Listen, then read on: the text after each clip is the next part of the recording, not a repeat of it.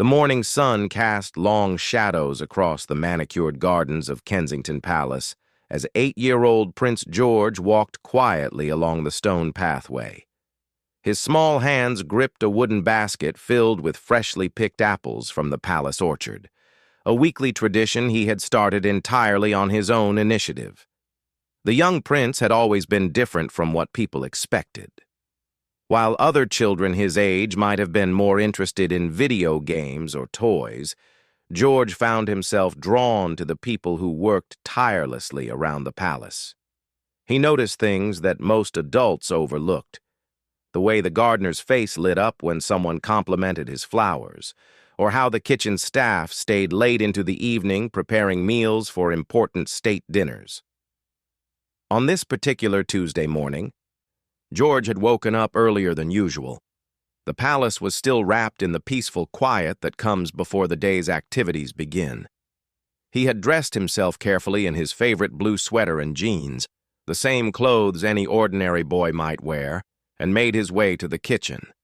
Mrs. Henderson, the head cook, had been surprised to see the young prince so early. She was a kind woman in her 50s who had worked at the palace for over 20 years. Her gray hair was always pulled back in a neat bun, and she had the warmest smile George had ever seen. "Your Royal Highness, you're up quite early today," she had said, wiping flour from her hands on her apron. "I wanted to help you prepare breakfast," George had replied simply, "and I thought the guards might be hungry too. They stand outside all night watching over us." Mrs. Gow's, Henderson's heart had melted at the young prince's thoughtfulness. Together they had prepared a special breakfast: warm scones with jam, fresh fruit, and hot tea. George had insisted on carrying everything himself, despite Mrs. Henderson's offers to help. As George walked through the palace corridors now, the basket growing heavier with each step, he could hear the distant sounds of the palace coming to life. Footsteps echoed from different directions, doors opened and closed, and somewhere in the distance, he could hear his younger sister Charlotte's laughter mixing with their father's voice. The royal guards stood at their posts like living statues. They wore their traditional red tunics and tall black hats, their faces expressionless and their eyes fixed straight ahead. Most people walked past them without a second thought, treating them as part of the palace furniture rather than real people with families and feelings. But George had always seen them differently. He had noticed how they never moved, even when it rained or when the wind blew cold during winter months. He had wondered if they ever got hungry or tired, standing there for hours without a break. Guard Thomas Mitchell had been stationed at the main entrance for 3 years now. He was a decorated soldier who had served in Afghanistan before joining the Royal Guard. Standing perfectly still for hours was part of his training, but it wasn't easy. His feet often ached, and his stomach would grumble during the long stretches between breaks. This morning felt different somehow. As Thomas maintained his rigid posture, he noticed small footsteps approaching. From the corner of his eye, he could see Prince George walking purposefully toward him, carrying what appeared to be a heavy basket. Other guards had noticed, too. Sergeant Williams, who supervised the morning shift, watched curiously from his position near the side entrance. He had been with the Royal Guard for 15 years and had protected several members of the royal family. He had seen many interactions between royals and guards, but something about Prince George's approach seemed unusual. The young prince stopped directly in front of Guard Mitchell. For a moment, neither moved. The guard maintained his training, staring straight ahead as protocol demanded, while George stood quietly, seeming to understand the importance of the guard's duty. "Excuse me," George said softly, his voice carrying the polite tone his parents had taught him. "I know you can't move or talk while you're working, but I brought you something." Guard Mitchell's heart skipped a beat. In all his years of service, no member of the royal family had ever addressed him directly during his duty hours. He had been trained to remain motionless regardless of any interaction, but the young prince's gentle voice caught him off guard. George carefully placed the basket at the guard's feet. Mrs. Henderson and I made breakfast this morning. There are scones and jam and some fruit, too. I know you probably can't eat it right now, but maybe when your shift ends, you could share it with the other guards. The corridor had grown unusually quiet. Several palace staff members had paused in their duties, unconsciously drawn to witness this unexpected moment. Lady Catherine Morrison, one of the Queen's private secretaries, had stopped at the end of the hallway, her morning briefing papers forgotten in her hands. Guard Mitchell felt a lump forming in his throat. The small act of kindness from someone so young touched something deep inside him. He wanted desperately to acknowledge the prince's thoughtfulness, to thank him properly, but his training held him in place. George seemed to understand the guard's dilemma perfectly.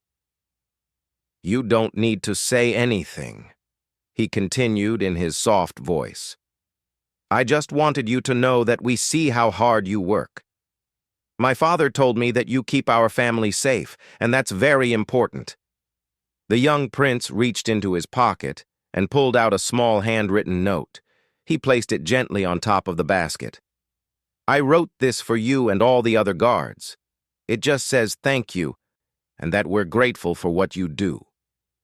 What happened next surprised everyone present. Guard Mitchell, despite years of rigid training and military discipline, felt his eyes begin to water. A single tear rolled down his cheek as he continued to stare straight ahead, maintaining his position but unable to hide his emotional response to the child's unprecedented kindness. Prince George noticed the tear, but didn't mention it. Instead, he stepped back respectfully and gave a small, formal bow. Not the casual nod that might be expected from a child, but a genuine gesture of respect from one person to another.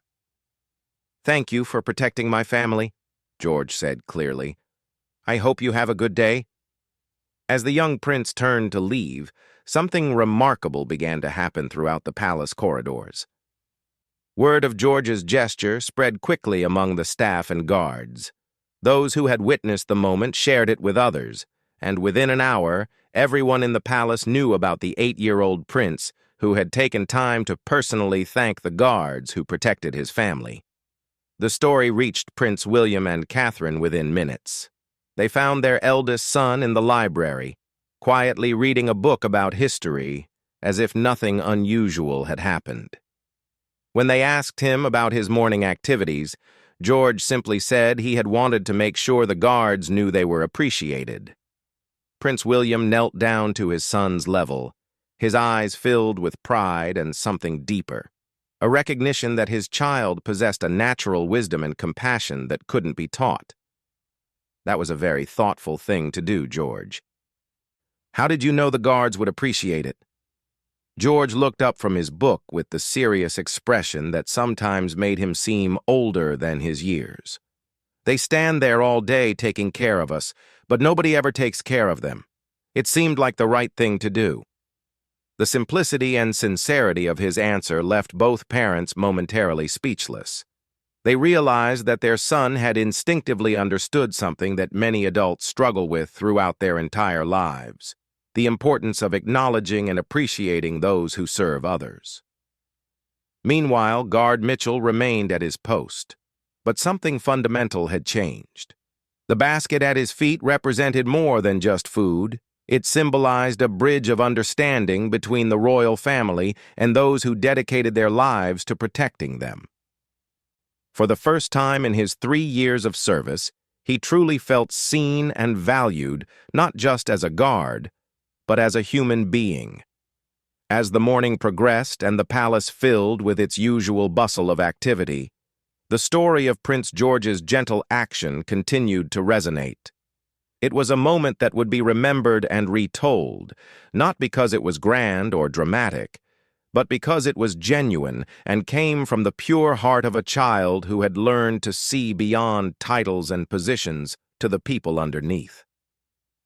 The afternoon brought an unusual energy to Kensington Palace.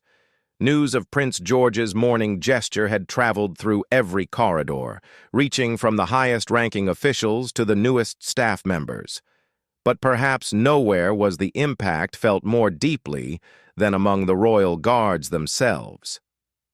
During the lunch break, Guard Mitchell finally had the chance to open the basket that had remained at his post throughout the morning.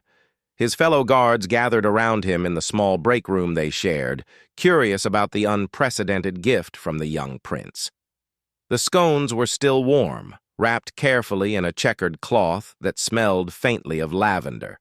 The fruit was perfectly ripe, and there was enough jam for everyone to share. But it was the handwritten note that truly captured their attention. In George's careful 8-year-old handwriting, the note read, "Dear Guards, thank you for keeping my family safe every day. You work very hard and never get to sit down or eat when you want to. I hope you like the breakfast. You are all very brave and important. From Prince George." Sergeant Williams, the most senior guard present, read the note aloud to the group. The room fell completely silent.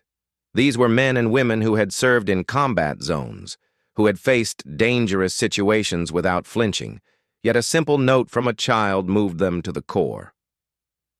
"In 15 years of service," Sergeant Williams said quietly, nobody has ever thought to—" He struggled to find the words, then simply shook his head in amazement. Guard Sarah Chen, one of the few female guards in the unit, wiped away a tear. "He called us brave and important. When was the last time anyone called us important for who we are, not just what we do?" The guards shared the food in comfortable silence, each lost in their own thoughts. They had all joined the Royal Guard for different reasons, some for the honor, others for the stable career. Many because they genuinely believed in serving something greater than themselves. But over time, the role could become routine, even thankless. They were expected to be invisible, to blend into the background while remaining constantly vigilant. Prince George's simple act of recognition had reminded them why their service mattered.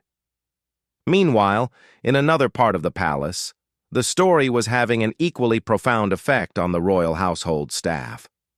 Mrs. Henderson found herself smiling as she prepared the afternoon tea, remembering how naturally the young prince had wanted to help in the kitchen that morning.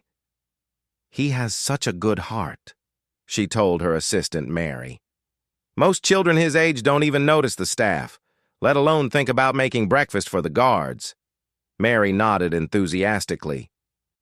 "My own grandson is about the same age, and all he thinks about are his video games. Prince George is different, isn't he?" The story reached the attention of several senior members of the royal household, including Sir James Morrison, the palace secretary.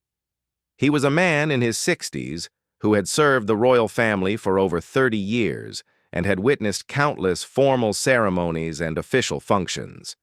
But something about this informal, genuine gesture struck him as more meaningful than many of the elaborate state events he had organized. Sir James found himself thinking about the broader implications of what had happened. Here was a young prince who, without any prompting or instruction, had instinctively understood one of the fundamental principles of leadership, the importance of acknowledging and caring for those who serve under you.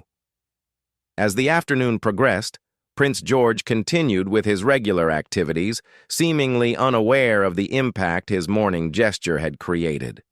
He attended his private tutoring session with Miss Elizabeth Hartwell, his mathematics and English instructor, worked on a painting project, and played with his sister Charlotte in the garden. But word of his actions had reached beyond the palace walls. Lady Margaret Ashworth, a close family friend of Prince William and Catherine, happened to be visiting that afternoon. When she heard the story from Catherine herself, she was visibly moved.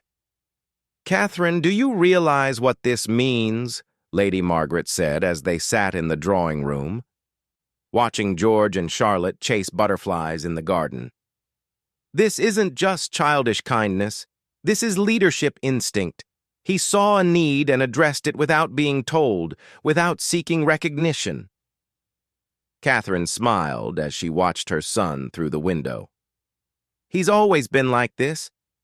Last month, he noticed that one of the gardeners looked sad and spent an entire afternoon helping him plant new flowers just to cheer him up.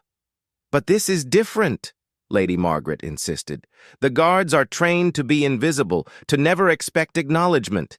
Yet somehow, George saw past their uniforms and recognized their humanity. That's not something you can teach. It has to come from within.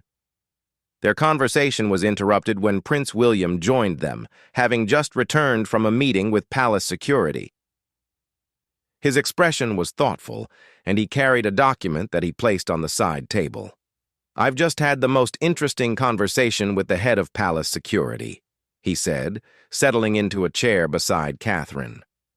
"Apparently, George's gesture this morning has had quite an effect on the guard unit." "What kind of effect?" Catherine asked, though she suspected she knew. "The morale boost has been extraordinary," William explained. "The security chief says he's never seen the guards so energized and focused. It's as if George reminded them why they chose this profession in the first place." Through the window, they could see George helping Charlotte reach a butterfly that had landed on a high flower. His patience with his younger sister was evident as he carefully lifted her up, making sure she could see the butterfly's wings up close without disturbing it. "He doesn't even realize he's done anything special," William continued. "When I asked him about it earlier, he seemed genuinely puzzled that anyone would find it remarkable. To him, it was just the natural thing to do." As evening approached, an unusual request came from the Royal Guard unit. Sergeant Williams had asked permission to speak with Prince George personally, to thank him on behalf of all the guards. This was highly irregular. Guards typically maintained their professional distance from the royal family members they protected. Prince William considered the request carefully. Protocol suggested that such interactions should be formal and brief, but something about the genuine nature of both George's gesture and the guard's response made him reconsider standard procedures. "I think it would be good for George to understand the impact of his actions," he told Catherine, "and the guards deserve the chance to express their gratitude properly." The meeting was arranged for early evening in the palace's main reception hall. It would be informal but respectful, allowing the guards to thank the young prince while maintaining appropriate boundaries. As the time approached, George showed no nervousness about meeting with the guards. If anything, he seemed excited at the prospect of talking with them when they weren't on duty and required to remain silent. "Will I be able to ask them questions?" he wondered aloud as Catherine helped him change into a clean shirt. "I've always wanted to know if their hats are heavy and whether they get tired standing for so long." Catherine laughed softly. "I think they would be delighted to answer any questions you have, darling. But remember, they want to thank you for your thoughtfulness this morning." "They don't need to thank me," George replied with characteristic simplicity. "That's just being nice to people who are nice to us."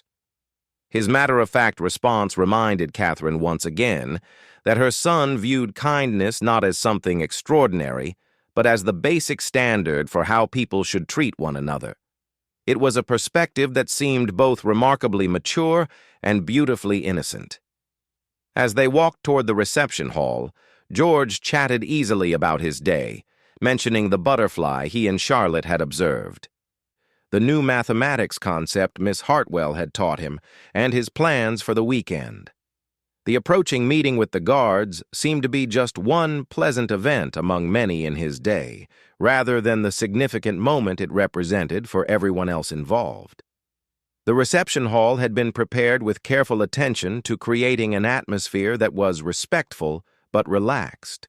Fresh flowers adorned the side tables, and comfortable chairs had been arranged in a small circle rather than the formal rows typically used for official ceremonies. When they arrived, the guards were already present, standing at attention in their dress uniforms. But something was different about their demeanor. While maintaining their military bearing, there was a warmth in their eyes that hadn't been there during formal ceremonies. Prince George entered the room with his characteristic quiet confidence, walking directly toward the group of guards with a genuine smile. He didn't hesitate or seem intimidated by their imposing presence in uniform. "Good evening," he said politely. "Thank you for coming to talk with me. I hope you enjoyed the breakfast this morning." The simple, direct greeting broke through any remaining formality in the room. These seasoned military professionals, trained in protocol and procedure, found themselves responding to the natural warmth of a child who saw them simply as people worthy of respect and kindness. Sergeant Williams stepped forward, representing the entire guard unit. His usually stern military bearing softened as he looked down at the 8-year-old prince who had touched the hearts of every person under his command. "Your Royal Highness," he began, his voice carrying years of training but also genuine emotion, "on behalf of all the Royal Guards, I want to express our deepest gratitude for your thoughtfulness this morning." George tilted his head slightly, listening with the focused attention that adults often found surprising in someone so young. "You're very welcome, Sergeant Williams. But you really don't need to thank me." "With respect, sir, we do," the sergeant replied. "In all my years of service, what you did today was unprecedented. You saw us not as fixtures or furniture, but as people. That means more than you might realize."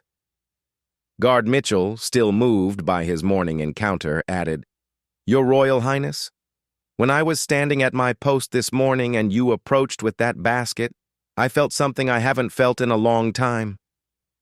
I felt truly appreciated for who I am, not just what I do."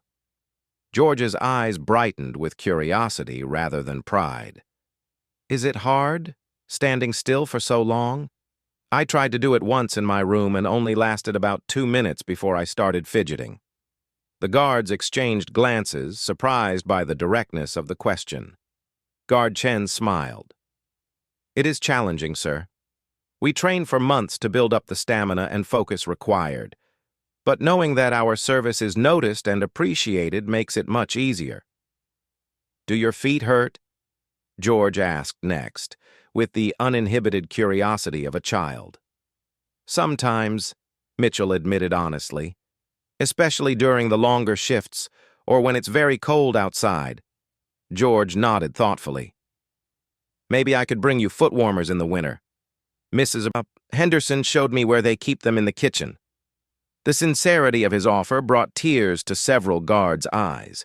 Here was a member of the royal family, destined to potentially rule a nation one day, concerned about their aching feet and already planning ways to help. Sergeant Williams knelt down to George's eye level, abandoning formal protocol for a moment of genuine human connection. "Your Highness, you have already given us something more valuable than foot warmers or comfortable chairs. You've given us recognition and respect. You've reminded us why we chose this calling." "But why wouldn't anyone respect you?" George asked, genuinely puzzled. "You keep people safe. That's one of the most important jobs there is." The simplicity of his logic struck everyone present. From George's perspective, the idea that guards might go unappreciated was genuinely confusing. In his world, people who helped others deserved gratitude and respect, as a matter of course. Prince William, who had been quietly observing the exchange, felt an overwhelming sense of pride in his son. But more than pride, he felt hope. Here was evidence that the next generation of the royal family would understand the fundamental principle that true leadership comes from service to others, not dominance over them. "George," Prince William said gently, "would you like to ask the guards any other questions?" George's face lit up. "Oh yes, I have lots of questions." He turned back to the guards with enthusiasm. "How do you decide who stands where? Do you ever get to talk to each other during breaks? What's the heaviest thing in your uniform? Do you ever see anything really interesting while you're standing guard?" The guards found themselves laughing at the rapid-fire questions, and what followed was perhaps the most unusual conversation in the history of Kensington Palace protocol. For the next 20 minutes, military professionals discussed their daily routines, training, and experiences with an 8-year-old who listened to every word with rapt attention. Guard Chen explained how they rotated positions to ensure everyone had experience at different posts. Mitchell described the weight of their ceremonial rifles and how they learned to hold them perfectly still. Sergeant Williams talked about the wildlife he'd observed during early morning shifts: foxes in the gardens, various birds, even the occasional hedgehog. George absorbed every detail, asking follow-up questions that demonstrated not just curiosity, but genuine care for their experiences. When Guard Chen mentioned missing her daughter's school play due to a duty shift, George immediately asked about her daughter and suggested that perhaps the family could arrange special visits when possible. "You really care about your families," George observed. "That must make the job harder sometimes, being away from them to take care of us." The insight was remarkable for someone his age. These guards spent long hours protecting the royal family, which meant time away from their own loved ones. George had instinctively understood this sacrifice. "We do miss our families," Sergeant Williams acknowledged. "But knowing that we're protecting your family, helping you grow up safe and secure, gives our service meaning." "Would you like to meet my sister Charlotte sometime when you're not on duty?" George offered. "She's very funny and she loves asking questions too. Maybe your families could visit for tea." The offer was so natural and heartfelt that it took everyone by surprise. The idea of guards' families being invited for tea with the royal family was unprecedented, but George's suggestion came from such genuine kindness that it didn't seem inappropriate. It seemed perfectly logical. Prince William exchanged a meaningful look with Catherine. They were witnessing their son develop into someone who understood that relationships between people matter more than rigid protocols or class distinctions. As the evening conversation continued, something remarkable happened. The formal atmosphere that usually characterized any interaction between royals and their protection detail completely dissolved. These were no longer guards speaking carefully to a young prince. They were adults sharing experiences with a genuinely interested child who happened to be royal. George learned that Sergeant Williams had served in 3 different countries before joining the Royal Guard, that Guard Chen had started her military career as a combat medic, and that Guard Mitchell had once prevented a break-in at another royal residence by noticing subtle changes in the garden that indicated someone had been there. "You're all really brave," George said seriously. "And very smart, too. I want to be brave like you when I grow up." "You're already brave, Your Highness," Guard Chen replied softly. "It takes courage to reach out to people you don't know well, to show kindness when no one expects it. What you did this morning took a different kind of bravery." George considered this thoughtfully. "I think being kind should be normal, not brave. But maybe if more people do it, it will become normal." The wisdom in his simple statement left the adult speechless. Here was an 8-year-old articulating a philosophy of leadership and human relations that some people spend lifetimes trying to understand. As the meeting drew to a close, Sergeant Williams presented George with a small gift from all the guards, a wooden carving of the palace that one of the guards had crafted in his spare time. It was detailed and beautiful, clearly made with great care and skill. "This is for you, Your Highness, as a token of our appreciation." Guard Peterson made it himself. George accepted the gift with reverent care, running his fingers over the intricate details. "It's beautiful. Thank you so much. I'll keep it forever." He paused, then looked up with sudden concern. "But I didn't bring anything for you. That doesn't seem fair." "Your kindness this morning was gift enough," Sergeant Williams assured him. "But if you really want to give us something, just continue being exactly who you are."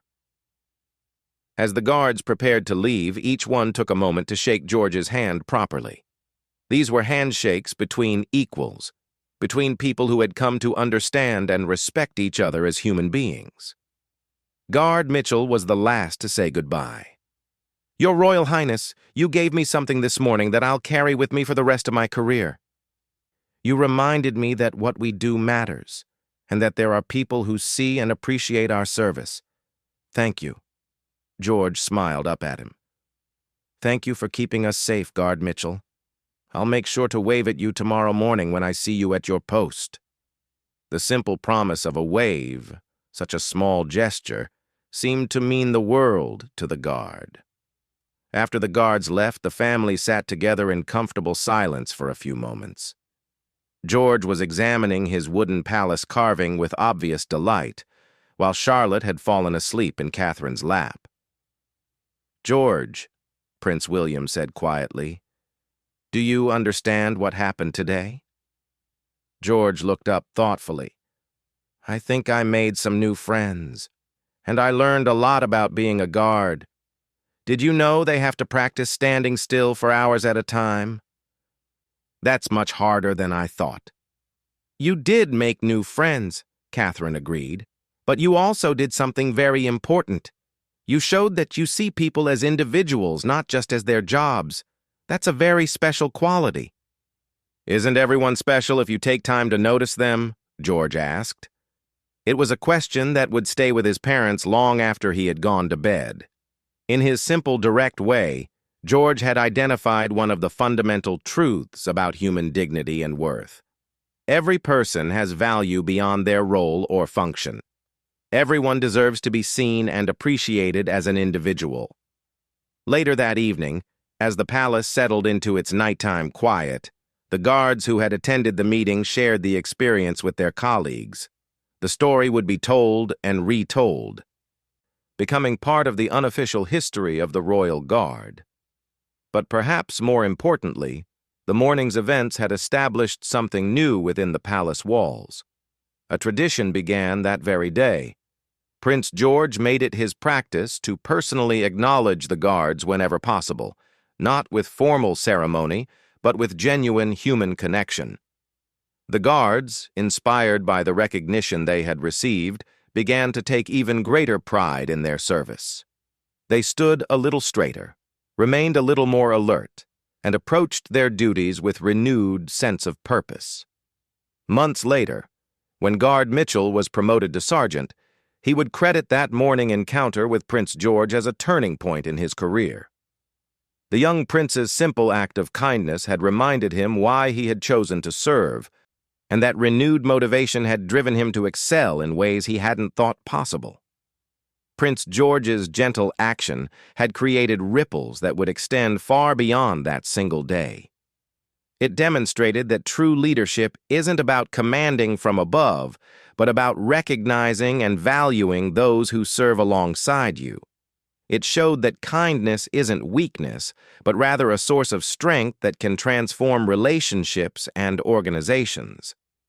Years later, those who witnessed or heard about that morning would remember it not as a grand royal gesture, but as proof that the most powerful actions often come from the simplest human impulses: the desire to acknowledge others' worth and to show appreciation for their service. In the end, Prince George's instinctive kindness had achieved something that no amount of formal protocol or ceremonial procedure could accomplish. It had created genuine connection between people, bridging the gaps that separate roles and ranks to reveal the common humanity underneath. The young prince had learned that morning that small gestures of recognition and gratitude have the power to transform both the giver and the receiver. And the guards had learned that their service was not only noticed, but truly valued by the family they protected. It was, by any measure, a morning that changed everyone involved for the better. And it all began with a simple decision by an 8-year-old boy to share breakfast with people who had never been thanked for standing guard through long, lonely hours, watching over those they had sworn to protect.